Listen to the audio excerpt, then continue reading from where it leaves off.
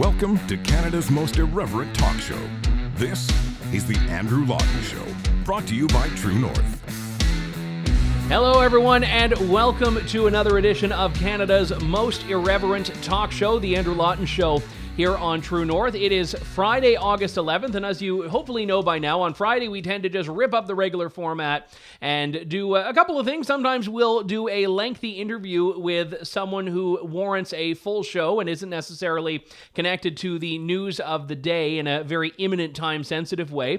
Other times we decide to do a deep dive into a big picture issue, which is an ever important one in our time. And in my view, and this is pretty much always been the case as long as I've been in media, the most important issue is free speech and the threats to it. Now, free speech means a lot of different things to a lot of people, and I'm very cautious when I talk about it to note that there is the cultural attitude of free speech, the attitudes of freedom-minded people about whether we should be able to speak our minds and engage in civil discourse. And then there's also the legal right to free speech, which is very different. And it's not the right to consequence-free speech. It's not the right to necessarily access a particular private platform. But even so, despite how we live in a liberal democracy, or what's supposed to be a liberal democracy, there are a number of mechanisms that the government has that allow for it to trample on free speech. And the reason I've always believed free speech to be the first and foremost freedom that we need to protect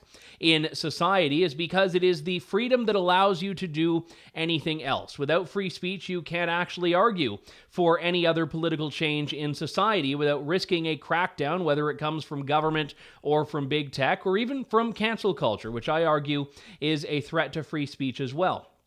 So all of this is to say that there is a problem in Canada, and in the last few years, we've no doubt seen monumental challenges against many of our civil liberties and our fundamental freedoms, and with that, free speech was also a casualty. People who have spoken up against the government narrative on COVID, for example, have found themselves censored or threatened with punishment by regulatory colleges, even if the government narrative becomes shattered all by itself because of the science evolving in days, weeks, months, or even years.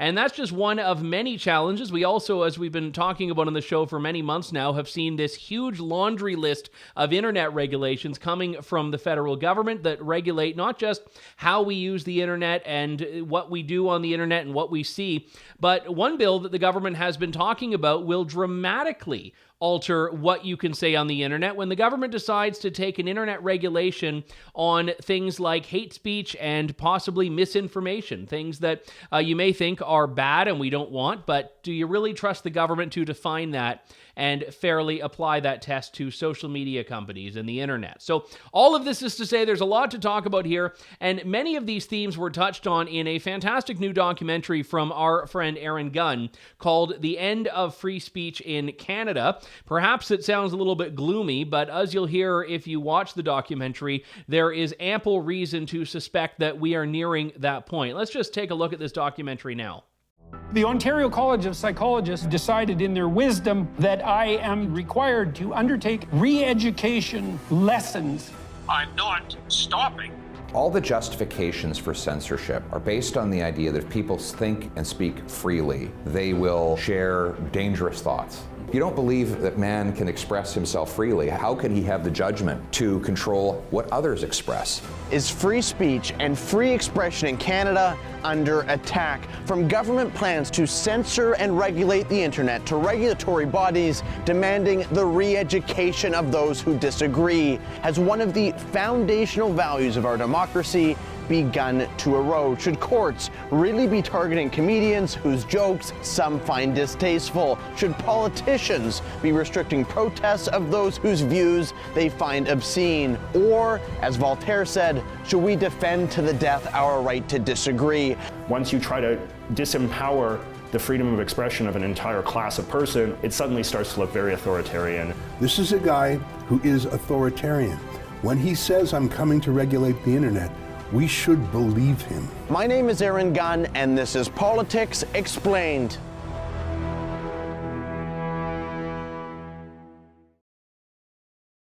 That is a snippet from Aaron Gunn's The End of Free Speech in Canada. One of the people featured in it is Christine Van Geyn, who is the litigation director for the Canadian Constitution Foundation, which is one of the leading warriors on the front lines of the fight for free speech and other freedoms. So I thought we'd bring them both on the show today, Aaron Gunn and Christine Van Geyn. Both of you, it's great to talk to you. Thanks for coming on today. Thanks for having me. Thank you for having us. So let's start with you, Aaron, and get the bigger picture here. Why did you decide to wade into this? Why did you decide to give this the old Aaron Gunn film treatment?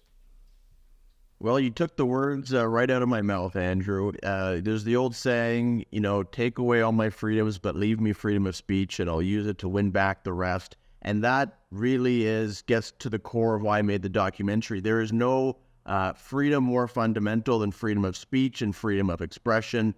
It is at the very foundation of Western civilization, and I would say also as part of that, the founding of this country. And unfortunately, we've seen a very troubling erosion of free speech over the past few years and maybe past couple decades. And more importantly, is what I see coming down the pipeline. The trend that we're on is not a good one. And I think it's not so much that Canadians have lost an appreciation for free speech. It's that they don't necessarily know what's happening in their own country with regard to some of these policies. So we wanted to pull the curtain back, as it were, and bring to light some of these troubling changes. Let's talk about the legal context on this, Christine, because I know that we have certainly the internet regulations, which are not direct censorship bills per se, but have effects on free speech. And then we have this forthcoming legislation that's been promised by the government that would actually potentially cause direct censorship online. But with the internet and beyond, what would your sort of legal assessment be on the state of free speech in Canada, which is supposed to be a constitutional freedom? Well, freedom of speech, freedom of expression, thought, and belief is all guaranteed in our charter. It predates the charter. We had freedom of expression in Canada, freedom of speech before the 1980s when the Constitution was patriated and the charter was enacted. It's a really old concept. It was, dates back. Socrates argued for freedom of speech. It was the foundations of it were laid in the Magna Carta, then later the British Bill of Rights. And it is just a core foundational notion of liberal thinking, of classical liberal thinking. And as Aaron said, it is how we define the contours of all of our other rights.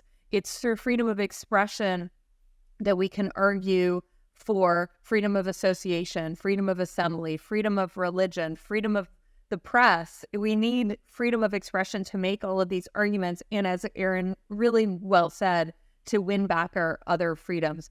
I'm not sure how I feel about whether or not we are losing freedom of speech, freedom of expression long term. This is a right that is always under assault. It has been under assault throughout all of history. It is a right that really is beneficial for the powerless. And so it is an interest of the powerful to try to take it away from us whenever they can. It is an exercise of power to limit the speech of another human being. And in doing so, you actually tread into their humanity and their basic dignity when you silence them. So I think that there's nothing new about attacks on freedom of expression and freedom of speech. But perhaps because we're entering this digital era, there are new ways that petty tyrants are trying to achieve that goal of silencing us. I think, to your point, though, the cultural attitude has slightly changed about this, because it used to be that, going going back to the great free speech protests at Berkeley, decades ago, that free speech was viewed as the antidote to oppression, as you just said, Christine, and free speech was viewed as the way that you really buck authority. And now, though, there seems to be this rebranding by certain voices on the left, and I know you've encountered this, Aaron, where people actually argue that free speech is oppressive, that free speech is the thing that marginalizes the powerless. When did that change happen?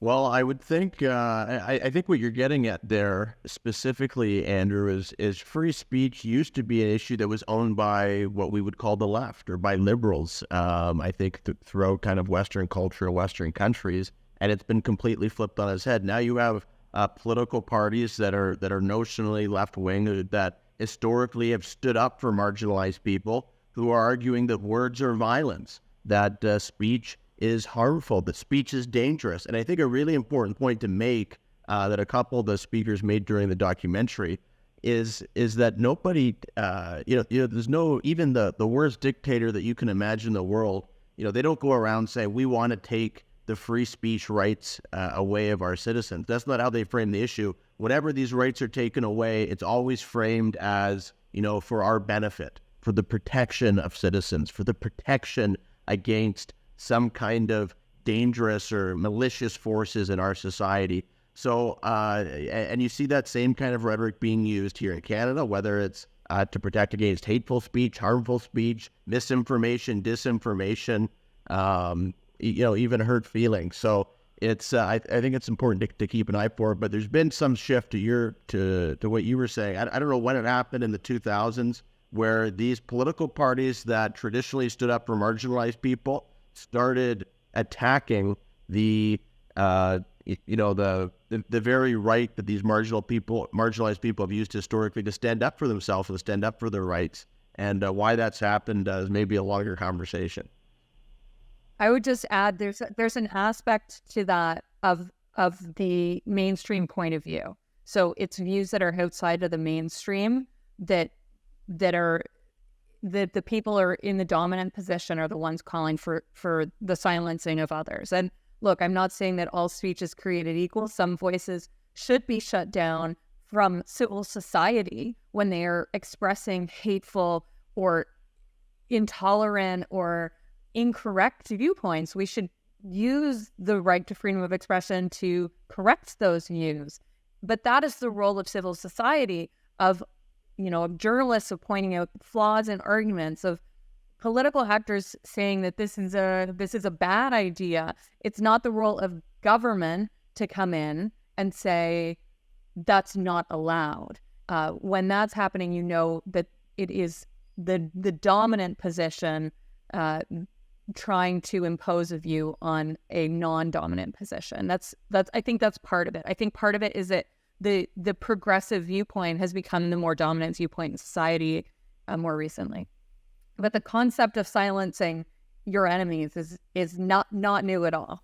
One recent example of the government wading into this was in the 2022 budget, when out of nowhere they included in the budget, so you think this is about taxes and deficits, they included a provision that amended the criminal code to ban Holocaust denial, to criminalize denial of the Holocaust. Now, let me say, I believe the Holocaust happened. I believe 6 million Jews were slaughtered. I believe it was atrocious. And I believe that people who deny the Holocaust are more often than not these horrific anti-Semites and should be, like Christine said, shut down by civil society. They should be denounced, but they should not be, in my view, thrown in jail. And here we have an example of an issue that I think we increasingly see, where in order to take the pro-free speech position, you have to stand up for a very reprehensible form of expression, which is denial of the Holocaust.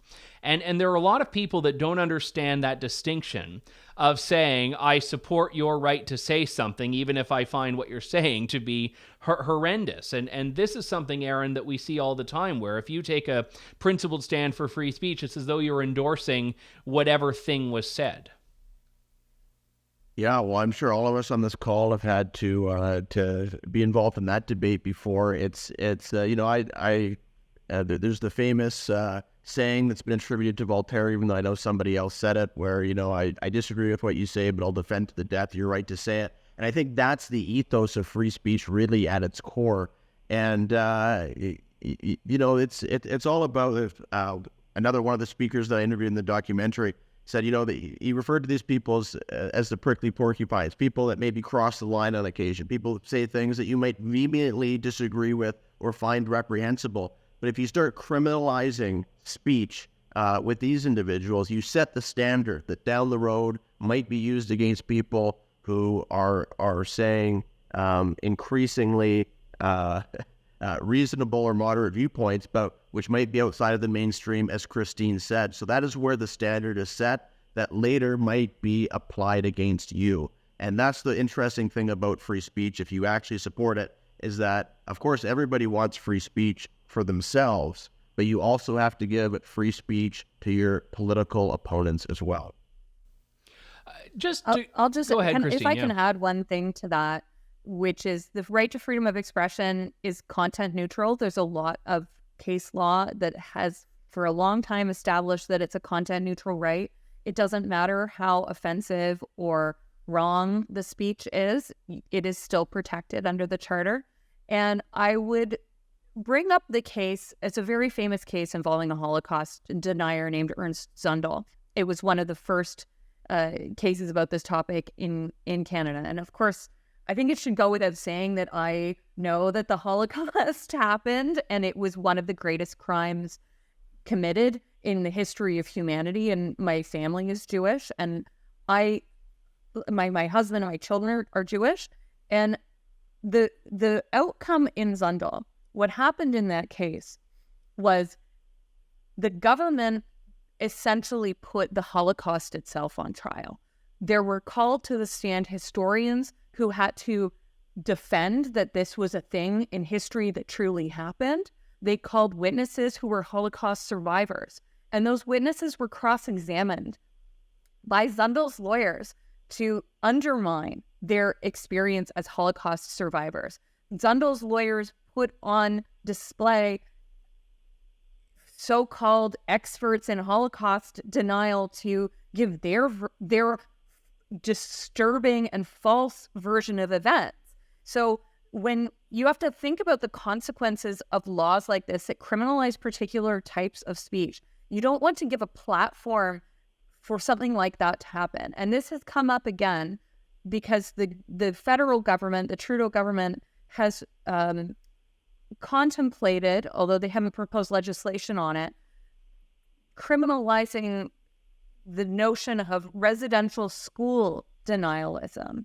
And, you know, there's no legislation been proposed about it, but we have to think about what the consequences of criminalizing particular types of speech would be, because in the Zundel case, it was an appalling and disturbing circus that I don't think anyone would want to create an incentive to have through criminalizing that particular type of speech. Well, and that's a very good point. And I would say the residential school denialism is a logical extension. The criminalization of it is a logical extension from a criminalization of Holocaust denial, because at that point you're already saying that one's belief in a historic event's veracity or lack thereof is a matter for the state to adjudicate. And once you've decided to do that, you're really just talking about a question of degrees. And it's not much of a stretch to imagine that, well, climate change denialism could be criminal, or denying any other hate crime, denying the atrocity of slavery, whatever the case is. And that's where I'm always leery of the slippery slope argument. But I think when we're talking about encroachments on freedoms, we have a fair bit of evidence for this, that there is a slippery slope. And once you give the state license to do something, you're really furthering the capacity to do that. There are just so many better ways to reach people. There are so many stories of people who question and convert Holocaust deniers and terrible people using advocacy and persuasion rather than the hammer of the state coming down and saying, we're going to give you a criminal sanction. And that is the way to correct incorrect information. It's through civil society and good faith conversations to help people understand when they are wrong. There, you didn't use the term, so I'm not putting this at your feet, but the term that, you know, we've always talked about in this fight, certainly for my part, is the so-called marketplace of ideas, that, you know, we all go out and we exchange our ideas and the good ones prosper. And I was at a little forum a few months back that had a number of academics and journalists, and I was a bit outnumbered ideologically there. And one of the panelists, who was a bit pro-internet regulation, mentioned with this mocking tone, oh, the marketplace of ideas, and everyone laughs at it in the room, because to them, it's this hilarious concept that is a complete anachronism in society. And I realized in that moment, okay, we've got our work cut out for us if we want to promote free speech here, because right now we don't have a willingness in society to engage with people that we disagree with as much as we did, even 10 years ago, certainly 20. And, the idea, like Steven Crowder, I know he's gone through his own challenges recently, but he used to do that great little bit where he'd sit at a table and put a statement up and say, change my mind. And it was actually a very pure display that you'd see. And people would go up and they'd have oftentimes a very civil discourse. And I know you've tried to do this, Aaron, with people. And I'm wondering, one-on-one, outside of the mobs and the protests and the Twitter world, do people still have that desire to speak about their differences with someone? I think so. I think you see it. You mentioned cancel culture at the start of this segment, and it's you see that happening kind of across society right now with social media and in the traditional media. And these forces to basically, if you disagree with someone, to go out and destroy their lives or destroy their livelihoods or remove their ability to have a voice, an effective voice. But I don't see that in those one-on-one interactions. When you talk to friends or family, there's a big group of you hanging about, traditional kind of water cooler conversations in Canada. I find people are simple. Everyone's got different political views and different views on the issue of the day. And people usually get along and respect people's right to disagree. But the political culture, I think, has become somewhat toxic in this country. And there has been, as we've all just chatted about, a resurgence in Canada of the political idea that if we don't like what you're saying, the government should try to exercise its power to either criminalize that speech or through bills like C-11 to marginalize it so that basically nobody hears what you have to say. And C-11, just for context, if you haven't been following, it says the bill that basically mandates a certain amount of Canadian content on your YouTube homepage, your Netflix homepage. And, it sounds all benign and nice promoting Canadian artists, but in reality, it's government manipulating what you see on the internet. And I know this is often in political discourse called the censorship bill. And I maybe it doesn't directly censor, but it does artificially change what you access, and it means if you're a creator, it artificially diminishes your reach. So I think there is an argument to call it censorship in some form. I mean, the joke that I have made about this is that True North is, pure red-blooded Canadian content, so technically we should be forced to the homepages on this, but I don't actually think Justin Trudeau passed a bill that would cause more of my show, more of your show, Christine, more of your movies, Aaron.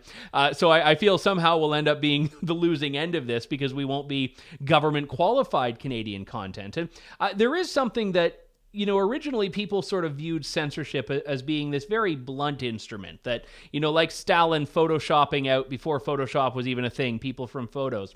But there are a lot of backdoor ways to censor, and one of them is licensing or accreditation or the idea of, oh no, anyone can, we have free speech, you just need to get a license to publish or something like that. And I'm wondering, Christine, if you see that increasing, basically this censorship by bureaucracy. Oh, yeah. So with C-11, I have my own YouTube channel, and I would not benefit from C-11, even though my YouTube channel is filmed in Canada by a Canadian about Canadian law. I would not qualify as Canadian content. And even if I wanted to try, it's all of these bureaucratic loopholes to jump through. Even as a lawyer, it would be a challenge for me to fill out the required paperwork to get my videos accredited as Canadian content every time I put one out so that it might benefit from this legislation. I just do not have the ability to do that. And when we talk about what censorship means, the government here with C-11 is putting its thumb on the scale of the algorithm. It's saying this content goes to the front page, and it's kind of binary, right? If something goes to the top, the other stuff gets pushed down. So it does have an impact, and people don't scroll to page 10 of YouTube. They check out the stuff that the algorithm serves up to them. So you are hurting other content creators when the government puts its thumb on the scale, on the scale that way. and it's not my analogy, but I've heard other creators use it, which is, would we consider it censorship if the government went to a bookstore and said, these are the books that need to go in your front window, and these books need to go in the back shelf? I think most of us would consider that to be censorship. And that's essentially what C11 does, but in a digital way. Yeah, and cloaking it also in things that sound all nice of just, promoting Canadian voices and promoting Canadian content. And you get a lot of people where there may be a constituency for that, but most of the content creators I've talked to are the ones that are the most vocal in opposing this, because they've figured out the way to do what they want to do with it. And, I'll ask you, Aaron, on this. What do you think the motivation is? Because, again, when they get up there and say that this is all about making sure that, Canadians have access to Schitt's Creek or something, it's not true. But do you think their goal is censorship? I think their goal is to control what you think by controlling what you see. I think there's an initial goal of C11, and then I think there's how it will be further abused over time. I think once you give the government that kind of power to play with the algorithms that control what people say or control what people see, so control what they think, I think the government will inevitably combine some of their other stated objectives, like controlling what they see as disinformation or harmful speech, and weave that into the new powers they've granted themselves under C11. I think the initial point was also political. It was to sideline conservative content and conservative points of view, but specifically from the United States. So in this country, as we know, because much of the mainstream media is, I don't know if you added all their subsidies together, Andrew, what kind of number you'd get at. We're in the over $1 billion a year just with the CBC alone. There is a lot of conservative content comes from our friends in the United States, people that might be watching Ben Shapiro or Joe Rogan or Tucker Carlson. Those videos, and I'm sure disproportionately the political content that comes from the United States tends to lean conservatives. I just know from people that I speak to on these issues. So that content is going to be absolutely hammered out of YouTube's algorithm, out of Facebook's algorithm, and really hidden on back pages. And I actually think that was the primary motivation was news, was politics, because this is political legislation, and it specifically was targeted at conservative content coming from outside of Canada. But like you said, I think whatever happens in the early days, in the medium term, and the long term, Justin Trudeau's not looking to use this bill to amplify my documentaries or Christine's content or this very podcast or segment, I might add, with True North. So I imagine there will be additional clauses added later on.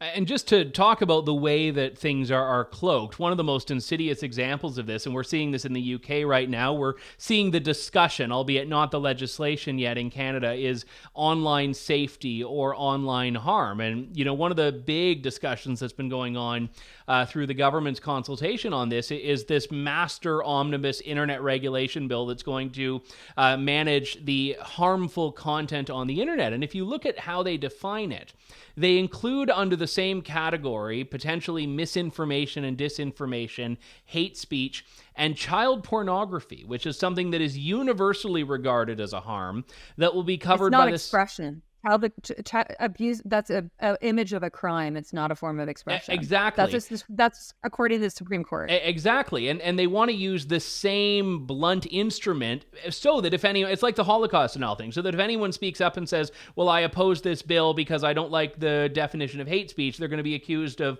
supporting child pornography or something like that. But this brings us to the way that terms are weaponized. Hate speech is one of the biggest examples of this, and increasingly misinformation as well, because both of those things on the surface, most Canadians, especially non-political ones that don't know these trigger words, would say, oh yeah, I don't like hate speech. Yeah, of course hate speech is not allowed. And we have in Canada a criminal mechanism in which hate speech is prohibited. But the definitions that the government likes on this aren't always the criminal definition. And this is where these terms can become the subject of very key fights. Are they not, Christine?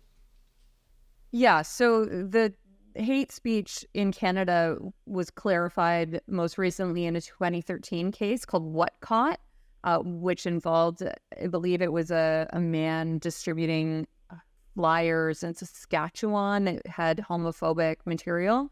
And the Supreme Court upheld their Saskatchewan ban on hateful publication, but they narrowed the scope of hate speech to quote them, detestation and vilification. And the majority concluded that this term of hatred is not too subjective to be defined because it's possible to identify what the majority Justice Rothstein described as, to quote, the hallmarks of hatred, such as saying that the group is, plotting to destroy Western civilization, labeling an entire group of people liars or cheaters or criminals, or calling them a parasitic race, things like that, lesser beasts. This is all from the case. These are not terms that I would ever use. But that was how that definition was clarified. But it's important to remember that the definition of hate speech is not codified in law. It comes from the case law. But when in my view, I don't think I agree with the majority. I think that there is some subjectivity in there, even though they say that the court says that there are these, objective ways of knowing hate speech. I think that inherently there is a subjective element to it. Well, and beyond that, I mean, shortly before, I can't remember if it was the 2019 election or the 2021 election, I think it was the latter, the government introduced on the last day a hate speech bill that reintroduced to the Human Rights Act in Canada this Section 13, which was amended to use the language from Watcott. So they're saying, no, we're charter compliant. Yes. But we also know that human rights commissions, as a general rule, do not have a history of really planting their feet firmly and saying, we are going to interpret this law through the lens of free speech. Yeah, so in 2021, Parliament introduced Bill C-36, which was the online harms bill, and it did all of those things that you explained earlier. It lumped hate speech in with misinformation, along with terrorism, planning terrorism online, or beheading videos, things like that. And they also included child sexual abuse imagery, or what sometimes people call child pornography, in the same legislation. And in my view, the idea of combining all of these very, very different types of content in the same legislation is to immunize criticism of the inclusion of misinformation, which, by the way, the government is the largest purveyor. Politicians are usually the largest purveyors of misinformation. So it was to immunize them for criticism over misinformation and hate speech. They put in terrorism and these child sexual abuse images because, I mean, who could object to further criminal sanction on sharing images that are abusive and disgusting? So that bill ultimately did not pass, but the plan was to bring back Section 13 of the Canada Human Rights Act. The bill died as a result of the election, but the government has begun new consultations. So there is a possibility that we could see this in the future. And with this government, which has this pretty wild track record on trying to regulate the internet and not caring what the cost is, I think we may see this in the future. This government's got a couple of years left. We've spoken a lot on this show about the government's role in the war on free speech. I wanted to just in the final moments here move to other sources of resistance to free speech. And you've done a great job in your documentary, Aaron, of focusing on some of that. You talked to Jamil Javani about the way corporations can really contribute to this, and also big tech. I mean, I know that on C18, a lot of the people in this call tend to believe that the government is the problem and not the tech companies necessarily, but big tech has played a very significant role in shrinking the bounds of discourse. And I know you've had on a number of your videos flags put up by YouTube. You've been downgraded in rankings, and in a climate in which we are using that to engage in the marketplace of ideas, these companies have tremendous power. They do have tremendous power. We don't have the power to regulate them as perhaps the United States does or the European Union does here in Canada. There's a lot of different threats. I mean, Christine mentioned these human rights tribunals. We have a case where a comedian was essentially fined $40,000 for telling a joke, and a decision that was reversed barely by the Supreme Court. It probably would have been found guilty today. And another point that I just want to make before going into these, because I think it's so important, Andrew, in this country, because not enough people talk about it, is, the charter that we have here that protects these fundamental freedoms, and we saw this during COVID as well. The charter doesn't really grant you any inherent protection. It's the Supreme Court that interprets and enforces it. And not enough people, in my opinion, pay attention to the Supreme Court, pay attention with who we're putting on to the Supreme Court. Obviously, in the United States, this is an issue that people are acutely aware of. We have the same political dynamics here in Canada. And to me, it was very concerning, just to go back to that comedian case, that by a 5-4 decision, 4 of our 9 Supreme Court justices voted to uphold a decision that fined a comedian $40,000 for telling a joke. I think it's a very disturbing trend. Of course, you mentioned we can also talk about these regulatory bodies going after Jordan Peterson. I know Christine's involved in that. We have a nurse in British Columbia, Amy Ham, who basically for believing in 2 genders, which was kind of pretty not even. Her crime was liking J.K. Rowling. Right, putting up a billboard that said "I love J.K. Rowling," which was pretty straightforward and standard issue up until 5 minutes ago. Is being dragged in front of 90 hours of hearings and having her livelihood and her career threatened. Being a nurse, nothing even to do with that these political views. So there's lots of different vectors where free speech is under attack. As Christine mentioned, which is why her organization is so important, this is something that's always been happening and it's always ongoing, which is why we always have to be on the defensive, always have to be on guard to protecting this fundamental freedom. Well, I think you're bang on about that. And I'll just ask in general, both of you, where you believe the biggest threat to free speech is. And it can be something grand like government, or it can be, cancel culture, society, or even just a very specific instrument that on a micro level is there. But where is the biggest threat?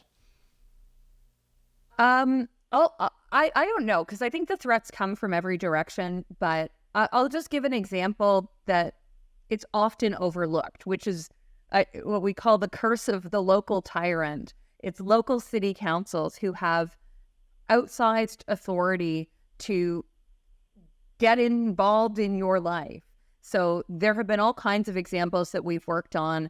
A town in Ontario that ordered a woman to take a Forget Trudeau flag off of her house. It didn't say forget, it said a different F word.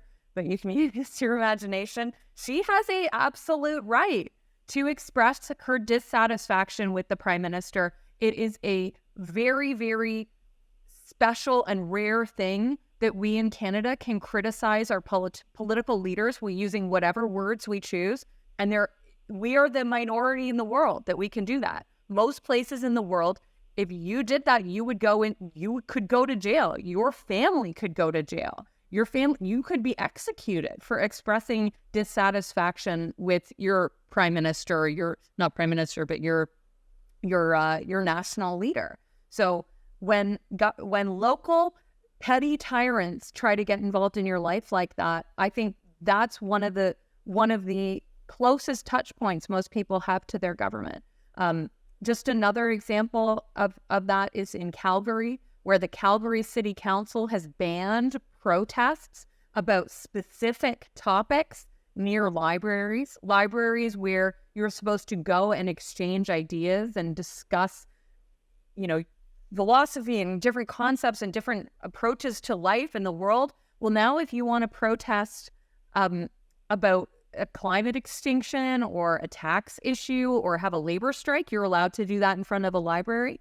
But if you wanted to protest, for example, child marriage as a religious practice, you could get not just a fine of up to $10,000, but a prison sentence up to 1 year. That's the local government sending people to jail for protesting a topic that they don't approve. That is absolutely crazy. So I just want to remind people that we often forget about our local and municipal governments, but they have a really big impact on freedom of expression. I don't forget about them. I have like a long-running crusade against bylaw enforcement officers, the most recent example of which was them putting the sticker on that I was recycling incorrectly, so they weren't taking my recycling that day. But anyway, you're getting me on my my regular old hobby horse here.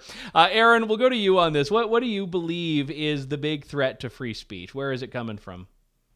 You know, there's a lot to choose from, Andrew, but I actually think it's one we haven't chatted about, or one of the side effects of some of these policies, and that's self-censorship. That's people censoring themselves, not expressing what they actually think about a particular issue because they're afraid of certain forces and factors that will come down upon them, and specifically, you mentioned cancel culture, but I think specifically these regulatory bodies. So what we see, how they've been weaponized, whether they're, law societies, whether they're the BC College of Nurses and Midwives in the case of BC, whether it's the Ontario College of Psychologists in the case of Dr. Jordan Peterson. I think it is a very troubling development that you have these organizations that have been weaponized by those who seek to limit the Overton window of the ideas and beliefs that we can discuss, by going after people's careers, by going after people's livelihoods, by going after their ability to put food on their table and feed their family. And I think that is probably the most troubling development, as well as, I have to say, the composition of the Supreme Court, because at the end of the day, as we've all said here, freedom of speech, freedom of expression, it is the most fundamental freedom. It is the source of which all of our other freedoms flow from. And at the end of the day, they are the guarantor of that. That if they're not standing up for free speech, if they don't stand up for our other constitutional rights, then they basically cease to exist. So those are the two. Yeah, and I think the Mike Ward case, which was the comedian that you mentioned, is really the cautionary tale on that. You can wave your charter in the air and say, I have a right to freedom of expression all you want, but that was a single judge that decided whether you have the right to tell a joke in Quebec that people find offensive. And I think that was very important. I mean, if you had that go the different way, if you were, as you said, Aaron, to have that case adjudicated today, the charter wouldn't matter, the common law wouldn't matter, Magna Carta wouldn't matter. You would not have that right. So I think there is reason to be pessimistic, but I also think there's reason to be optimistic in the sense that we have two fantastic fighters in this battle for free speech, Christine Van Geyn and Aaron Gunn. And I assure you, your civil liberties are in as good hands as they can be with those two. Christine Van Geyn from the Canadian Constitution Foundation, one of the featured guests in Aaron Gunn's new documentary, The End of Free Speech in Canada. And where can people see it, Aaron? You can check it out on YouTube and Facebook, at least for now. And type it into the search bar. It should pop up, and if it's not popping up, then Bill C11's already gone to work. Yeah, C11 might not put it on your homepage, but if you can find it if you look for it. Well, Aaron, great job on the documentary. Christine, it's always great to hear your voice. It was good to see you in it. I'm glad to have you on today. Thank you both so much. Thank you. Thank you for having us. All right, that does it for us for today. We'll be back with more of The Andrew Lawton Show next week here on True North. Thank you, God bless, and have a great weekend. Thanks for listening to The Andrew Lawton Show. Support the program by donating to True North at www.tnc.news.